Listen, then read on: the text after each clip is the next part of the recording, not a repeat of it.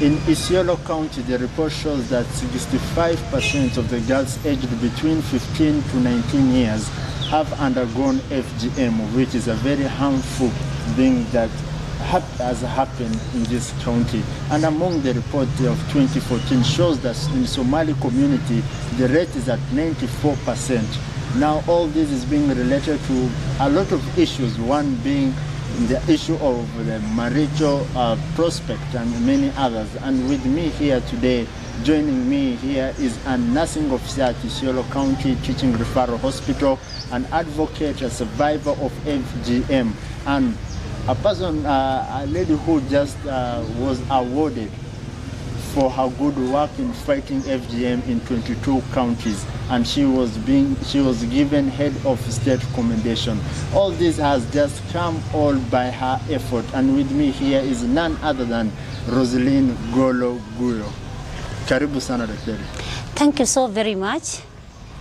Now, you can be part of this conversation by sharing in your feedback anytime from now, and we are going to have the question directed to Daktari herself here with me. Daktari, can you introduce yourself? Yes, thank you so very much. It's Rosaline Gollo Galgaluguyo, as is already said. I'm the nursing officer in Isiolo County and Referral Office Hospital. I'm a nurse by profession, and I'm also an activist and a champion of fighting female genital mutilation and some of the gender-based violence issues in Isiolo County. I am a CEO of Waso Hope and a founder too, an organization which is based particularly in northern part in Mirti. And I am head of state accommodation, the head of state which I was given an award by my president Uhuru Muigai Kenyatta in 2022 March, that is on International World Day. Well, I'm so proud today to be here because my journey of coming to fight this female genital mutilation is now to the summit of it. And because it is December, whereby the schools are being closed and girls are being cut, I'm so proud to talk about it with you. Now, thank you. Now, Dr. What has your journey in fighting FGM been like? Thank you so very much for the question. Actually, that's a very good question. My journey started back 2018. As I told you, I am a nurse by profession, and I used to work for the Beyond Zero Isiolo County Teaching and Referral Hospital. I am a field officer by profession, and by that time, the appointment which was given to me by Our Excellency, the former lady who is the wife to Dr. Kuti. Now, I worked in rural areas most of the time because Beyond Zero is an organization which works the whole of Isiolo County, and it works with 53 sites of mobile clinic. I've been the nursing officer there, and then the coordinator of the Beyond Zero campaign track. I happened to get a delivery, and this delivery happened to be in a place called Yamicha, which is some 4 kilometers from even Merti itself. A delivery which was twin pregnancy, and I never had a theater there, but I was to maneuver so that I will be delivering this.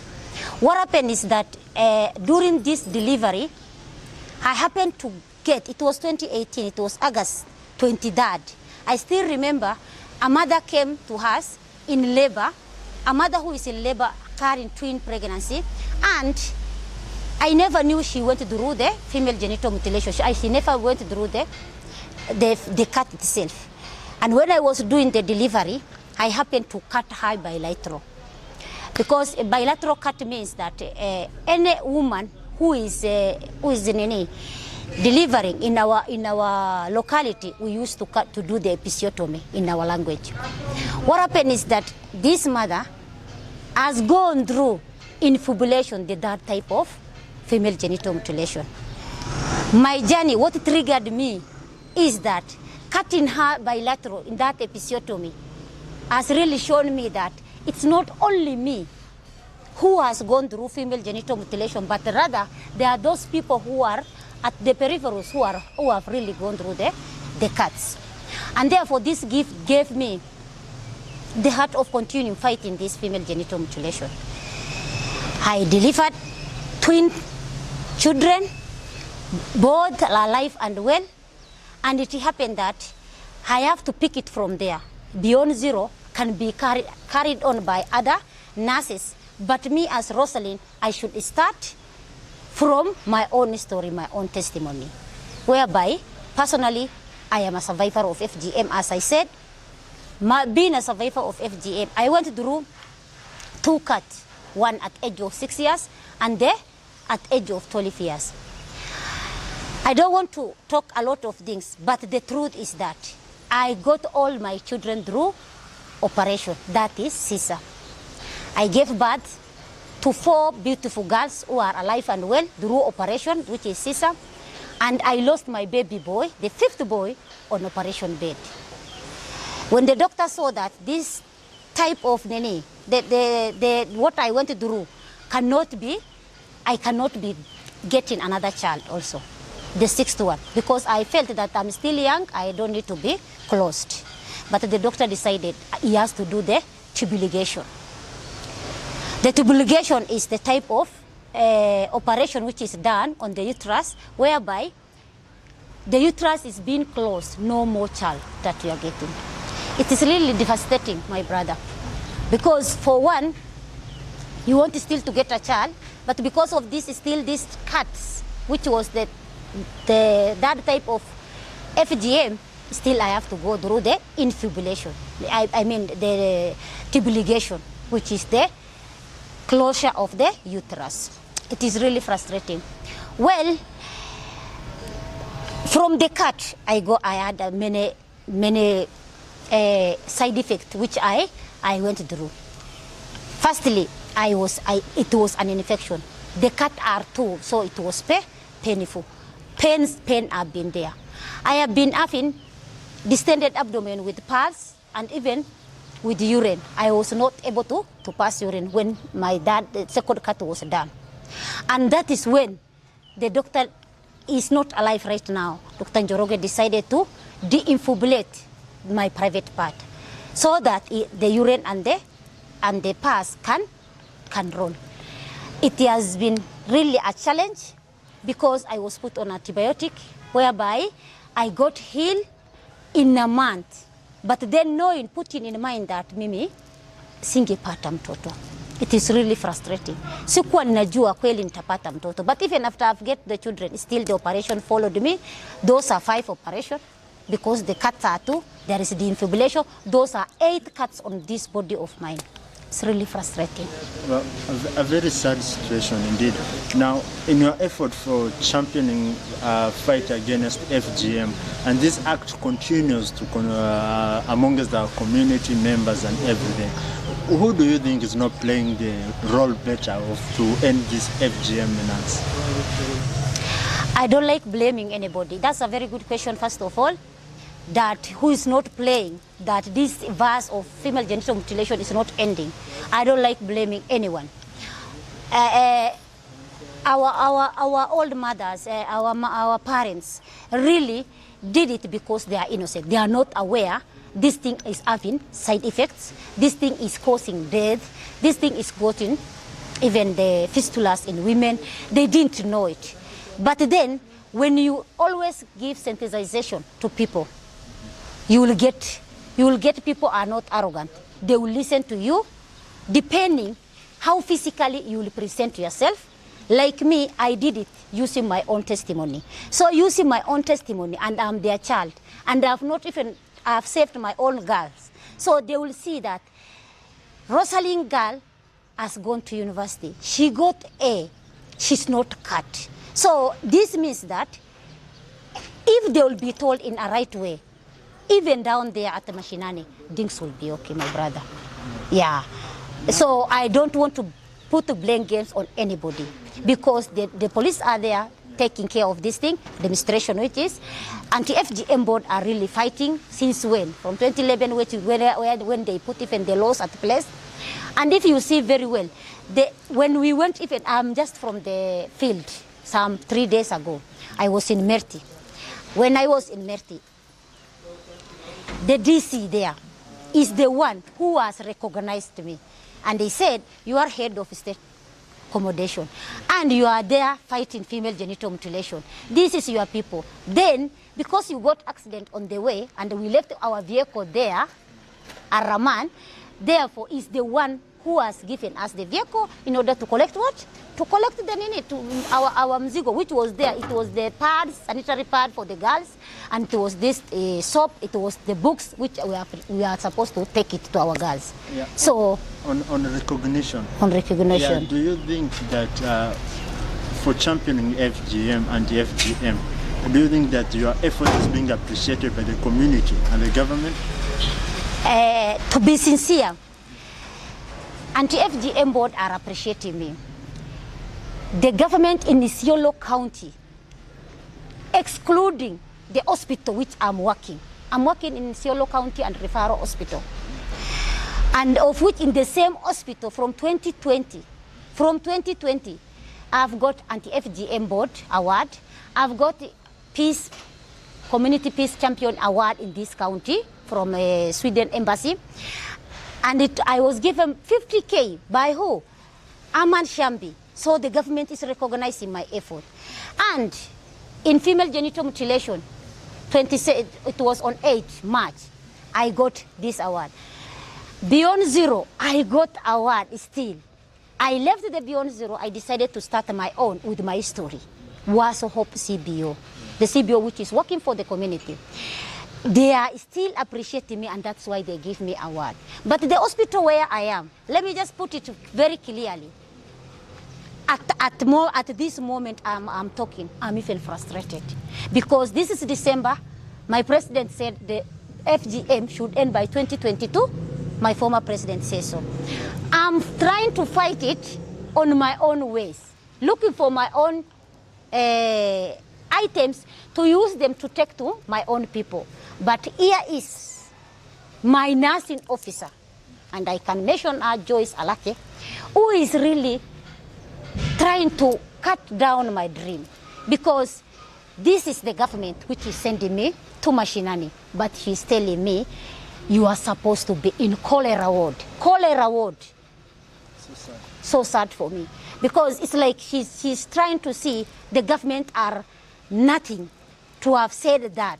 And she see me getting an award instead of appreciating me as my nursing officer, as my biggest boss. Instead, she's even making me, I don't know. Is there any follow-up on that? I have reported. Yeah. And to be sincere, I will not only report to the hospital, I'll report to the highest authority. Because as at now, I have already taken OB. Because that is life-threatening. Telling me to go to cholera ward instead of going to Mashinani, and the community needs me, it's really sad for me. And she has really frustrated me. She has been doing this to me, always undermining all what I do. With my five awards that I got in this county, Joyce has really made my life miserable. It's very sad. Now, during your time at the office, at the hospital, yeah, how many victims of FGM have you encountered? That is what I wanted to talk. FGM, I got my journey from a mother who is in labor, in delivery, and I happened to see the dark type of FGM, which is infibulation, has happened to this mother. In the hospital, I would have been somewhere after I get the award, somewhere to be given just an office to monitor these mothers who are always delivering in Isiolo County.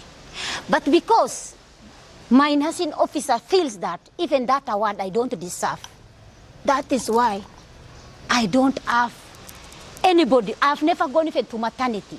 I've never been orientated, because I can't go to the maternity in charge when my boss knows I am nothing, that I cannot do anything in life. Yeah. We know that the message now will get to the authorities and to you as a champion. Like, what's the future of fighting FGM look like? Future of fighting FGM, at least the fact that we have a lot of CBOs organization which is coming up, and we are having survivors who are coming out just like me. Others have written, in my own CBO, they have written their own story, and everything will be out very soon. And therefore, the fight is with the survivors, the fight is with the government, the fight is to be with the nurses, doctors, and all the medics who are there. And to me, the future is when we come together and do the networking and collaboration, the future would have been very nice that by 2025, not 2022, we are already in 2022, 2025, we would have done something the way it is said by girl generation. Yeah, now there are many girls outside there who are facing these issues of FGM and everything. Exactly. Is there a way that they can reach out to you or report such case to you particularly? Okay, in my organization, we have made a system whereby we left even others in at the ground in Merti, so that they are the one saying to them, in case anything happen, you report to this person. So at least there's somebody who is collecting information on FGM. Right now, when we left, they know that we have not left. We are still where? In Merti, because I told them, January next year, I'm coming back, because I'm still in Merti. Still in Merti, meaning that part of me is in Merti, my organization. I told them I'm coming back. Therefore, those who are circumcised, I'm not threatening you. Student, those are the student, to the student of Gamacho Primary School. I told them I'm coming. And when I come, there is a strategy that you have to go back to class when you are not cut. Then they said, na sutatuangalia. And I said, yes, give him permission by my president. I will look at you. That is exactly what I told them. So there is this thing that they know. Awata ended through this ukeketaji. This time there is a lot of strategies that we put in place. Now, lastly, looking at that camera, what's your final word or inspiration word that you can give people out there so that we as a society can fight FGM? We can end FGM. FGM is something to be ended, and we should not be talking about it in this 21st century. I know with the networking of all the CBOs and local NGOs in Isiolo County and the county government of Isiolo, and I'm very grateful that I've been the gender champion in Isiolo County, being awarded by my own governor, former governor. I know that FGM will come to an end, and let's come out in plenty. At least let's have more survivors on board. Let's have this religious leader to be talking about it. Let's have even men and FGM. And last but not the least, I would wish everybody to put in mind we need to have rescue center in Isiolo County for all survivors of FGM and GBV. Thank you. Thank you very much. It's my pleasure having you. Galgalo Guyo Ali, and I am very excited today to have Dr. Rosaline here with me because she has shared a lot, and in joining hands with the millions of people they are celebrating these 16 days of activism. We are here together saying no to FGM, and this is a great inspiration to everyone outside there joining hands together. We will continue with this conversation more and more until we make this menace to end finally. Thank you very much. You're welcome. Thank you. Thank you very much. Keep subscribing to Through the News TV for more updates, and behind the camera is Better Studios, none other than the best ever director who will going to give you the best shot and everything. And to all the team who made this possible, including Daktari herself here, thank you very much, and may you subscribe, like and share this so that we may reach to our goal of inspiring the world. Thank you very much.